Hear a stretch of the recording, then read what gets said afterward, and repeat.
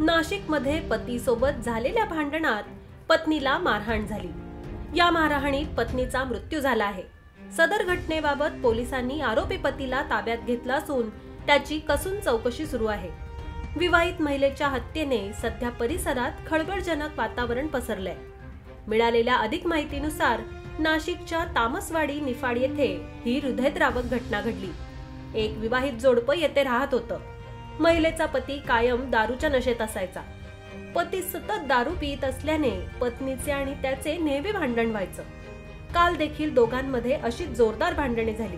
ही भांडणं इतकी विकोपाला गेली की पतीने आपल्याच पत्नीला बेदम मारहाण केली। या मारहाणीत तिचं डोकं भिंतीवर आपटलं गेलं, त्यामुळे तिचा भाऊ देखील घरात होता।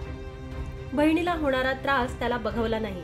त्यांनी दोघांमध्ये पडून भांडण सोडवण्याचा प्रयत्न केला, मात्र पतीने पत्नीच्या भावाला देखील मारहाण केली। यामध्ये तो गंभीर जखमी झाला।